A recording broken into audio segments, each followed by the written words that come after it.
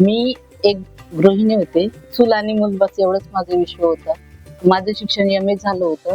घराच्या बाहेर कधी निघालेली नव्हती. 2018 मध्ये माझं लग्न झालं. लग्न झाल्यामध्ये पारडी गाव काय आहे हे मला काहीच माहिती नव्हतं. त्यानंतर माझं कुटुंब एक शेतीवर आधारित होतं आणि मला असं वाटायचं की म्हणजे माहेरची परिस्थिती अतिशय चांगली होती, पण सासरची परिस्थिती म्हटलं थोडी बिकट होती. त्यामुळे मलाही असं वाटायचं की आपणही आपल्या कुटुंबाला काहीतरी काम करून काहीतरी आर्थिक मदत करावी. मला असं कळालं की अपाम संस्थेच्या माध्यमातून आपल्या गावामध्ये डिजिटल सखी हा प्रकल्प राबवणार आहे. डिजिटल सखी या प्रकल्पामध्ये काम करायचं की नाही म्हणून मी माझ्या घरच्यांना विचारलं. माझ्या घरच्यांनी सांगितलं की तुला सगळे घरचे कामं करून आणि तुला मुलगा सांभाळून हे काम करायचं आहे. गावामध्ये काम करायचं म्हटलं की थोडं अवघड असते. त्यामुळे मी काम करायचं की नाही करायचं हा घरी पहिले विचार केला. विचार केल्यानंतर माझ्या घरच्यांनी होकार दिला. आपणची हे आली योजना तर बाबा म्हणजे मी जाऊ का?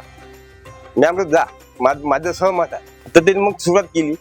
ना शेतूमधून आता मी एवढा आनंद आहो, खुश आहो का बरेच ह्या शेतूपासून इन्कमही लागला.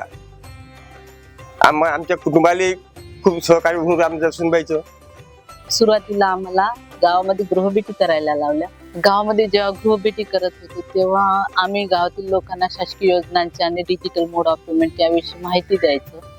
आणि माहिती दिल्यानंतर जेव्हा आम्ही गावातील लोकांना अर्ज भरून द्यायचो आणि ते अर्ज भरल्यानंतर ते सबमिट करण्यासाठी तालुक्याच्या ठिकाणी जावं लागत होतं. आणि आमच्या गावापासून कळंब हे 12-13 किलोमीटर अंतर आहे आणि लोकांचा कसा वेळ जायचा. साधं झेरॉक्स जरी काढायचं म्हटलं तरी तालुक्याशिवाय मार्ग नव्हता. लोकांचा वेळ जायचा, पैसे पण जायचे आणि मजुरी पडायची. तर तेव्हा गावातील लोक म्हणायचे की तुम्ही फॉर्म भरून देतात पण सबमिट करायला आम्हाला तालुक्याच्या ठिकाणीच जावं लागतं किंवा बँकेतील कोणत्याही बँकेचे व्यवहार करायचे म्हटले तर कुठा किंवा कळंबलाच जावं लागतं. मी माझ्या गावाची गरज ओळखून डिजिटल सेवा केंद्रासाठी मागणी केली आणि मागणी केल्यानंतर माझ्या शिक्षणाच्या आधारित आणि कॉम्प्युटर कोर्सच्या माध्यमातून मला डिजिटल सेवा केंद्रासाठी माझी निवड करण्यात आली. त्यानंतर आम्हाला डिजिटल सेवा केंद्राच्या प्रशिक्षणामध्ये डिजिटल सेवा केंद्र व्यवस्थापन आणि तांत्रिक व्यवस्थापन आणि त्यामध्ये शासकीय योजना, परवाने आणि बँकिंग व्यवहार, शासकीय कागदपत्रे या सर्व गोष्टी त्या प्रशिक्षणामध्ये आम्हाला शिकवण्यात आले. त्यानंतर आम्हाला त्या प्रशिक्षणामध्ये बिझनेस म्हणजे व्यवसाय आराखडा तयार करायचे शिकवले.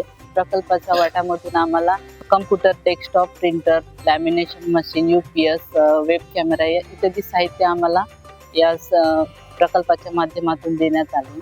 मी माझ्या सेवा केंद्रातून बँकिंग व्यवहार म्हणजे जसे की कॅश विड्रॉल, डिपॉझिट, KYC, तसेच परवान्यामध्ये shop act license, food license आणि शासकीय योजनांचे म्हणजे पीक विमा, महाडीबीटीवरील फॉर्म आणि शिष्यवृत्तीचे फॉर्म कसे भरायचे या सर्व गोष्टी किंवा झेरॉक्स, कलर प्रिंटर सर्व सेवा मी माझ्या सेवा केंद्रातून देते. या कार्यक्रमाच्या निमित्ताने आम्हाला ज्या काही अडचणी होत्या, उदाहरणार्थ मुलांना स्कॉलरशिप फॉर्म भरणे आहे, नवोदयचे फॉर्म भरणे आहे किंवा आमचं ते अपर IDचं काम असेल किंवा UDASचं काम असेल किंवा आम्हाला स्टुडंट पोर्टलचं काम असेल, या सर्व गोष्टीसाठी आम्ही त्यांची मदत घेत असतो आणि त्यांच्यामार्फत आम्ही मुलांचे फॉर्म भरून घेणं हे अतिशय उत्कृष्ट काम त्या या ठिकाणी करते आहे. जेव्हा मी माझ्या गावामध्ये सेवा देत असते तेव्हा महाराष्ट्र शासनाने 1 रुपयामध्ये पीक विमा जाहीर केला होता आणि पीक विम्यातील लोकांना मी माझ्या सेवा केंद्रातून 188 लोकांना पीक विमा फॉर्म भरून देऊन त्यांच्या स्वतः शेतावर जाऊन ई पीक पाहणी करून ऑनलाईन कंप्लीट करून माझ्या गावातील लोकांना 18,66,000चा मी लाभ सुद्धा मिळवून दिला. माझं पूर्ण क्षेत्रफळ 8 एकर आहे. तर मला 1,75,000 रुपये विमा मिळाला. ते फक्त शक्य झालं आहे डिजिटल सेवा केंद्रामुळे. आधी आम्हाला कळंबला जावं लागत होतं 15 ते 20 किलोमीटरला. आता ते गावात झाल्यामुळे आमचे खर्च पण वाचला.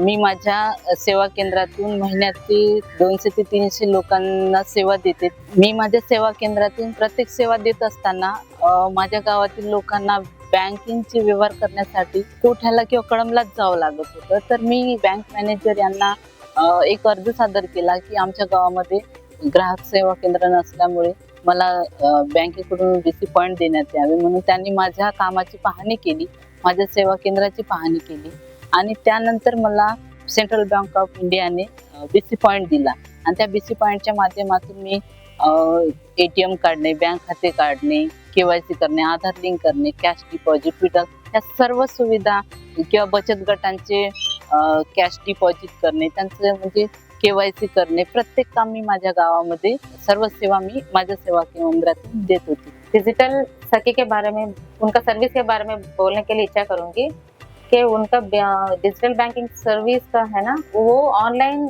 सेविंग्स अकाउंट बैंकिंग उनके तरफ से ही हो रहा है. इनके बाद में भी उनको दूसरे तरफ ही सर्विस दे रहे हैं, APY, PMSBY और PMJJY सोशल सिक्योरिटी स्कीम्स.